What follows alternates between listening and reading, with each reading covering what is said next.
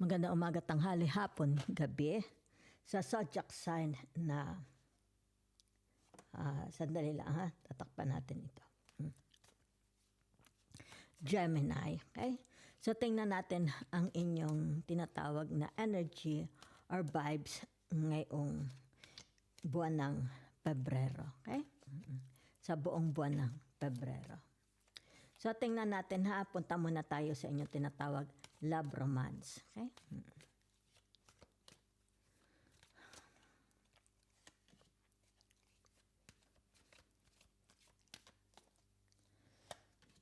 Okay? Oy. Ito yung tinatawag na meron ditong tinatagong damdamin, hindi kanya makalimutan. Okay? It's like hindi kanya maalis sa buhay niya. Okay? Nananatili ang pag-ibig niya sa iyo is sagrado. Okay? Gemini, kung sino naman ito ha. Yan. So naririto ang tinatawag na the 8 of, okay? Hindi 8, okay? The 9 of Cups. Yan ha. So, ibig sabihin ng the 9 of Cups na ito is, ito'y tao, okay? Na naalaala niya. Antay mo na ha. Meron ditong mga Gemini, ibig sabihin nito nagkaroon kayo ng relationship sa tao na ito. Okay? Yan. So, naaalaala niya yung nakalipas ninyo. Noong kayo is magkasama pa, maaring noong kayo mag-asawa pa, mag-boyfriend pa, magka-live-in pa. Yan, oh. Ibig sabihin, itong relationship ninyo ngayon is, kumbagay, tinatawag na, ito'y nakarelasyon nyo, okay? Since ito'y empty, ibig sabihin nito, yung tinatawag na, it's like null and void. Okay? Nagkaroon ng null and void.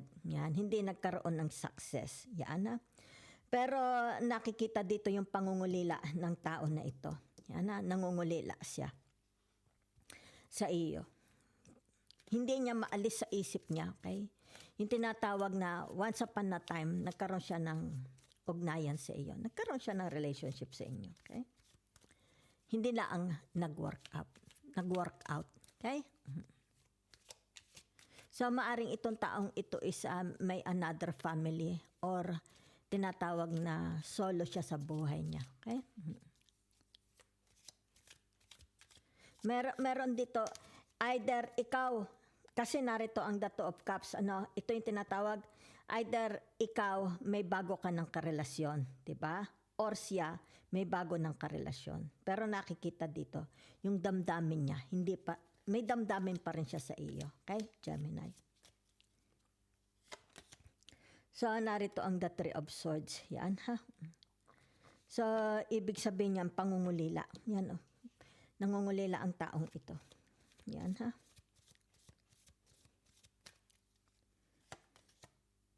So, nakikita dito ang the 4 of Cups. Yan, ha? Nakikita yung kanyang tinatawag na, sandalit ako'y nainom ng kape, ha? Yan. Yan. Kita mo, di ba? Naalaala niya yung kanyang marriage, marriage, di ba? Okay. Yung kanyang dating naging relasyon. Okay?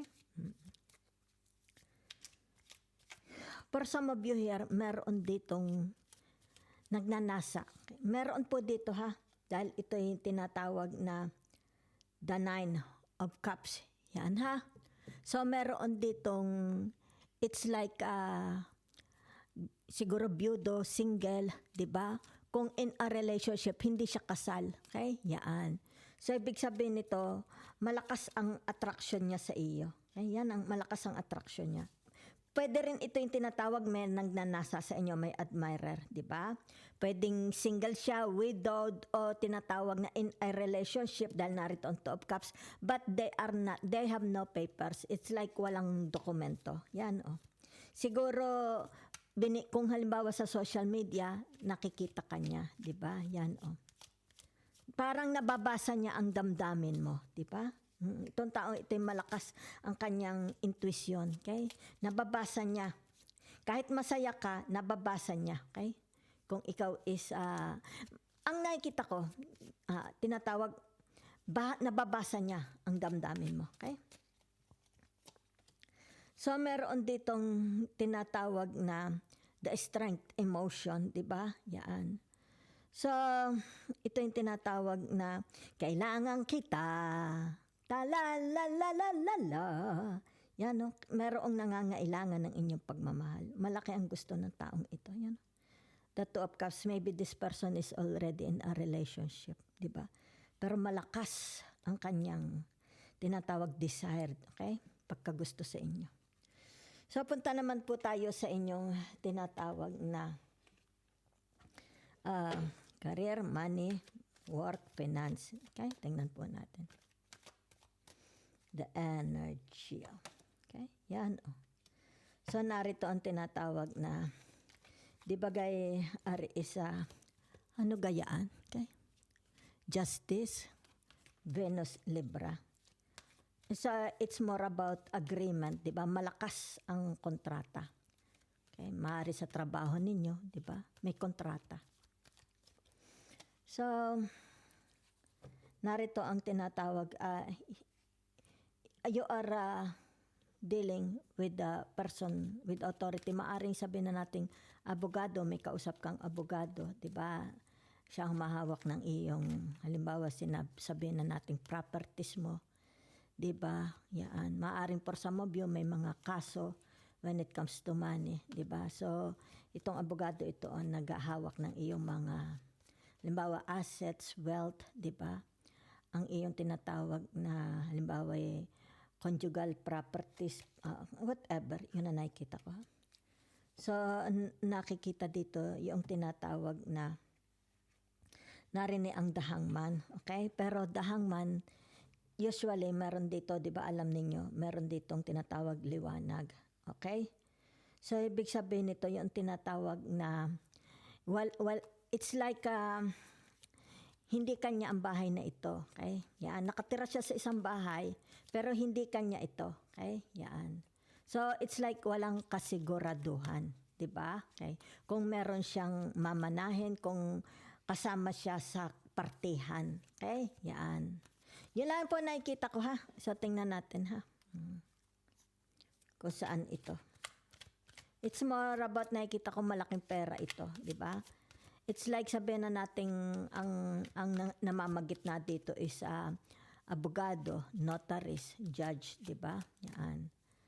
Pero nakikita dito it's like hindi mo ito pag-aari, okay? Yan. Nakikitira ka lang. It's like siguro I don't know, are you a second wife, second husband, di ba? Yan.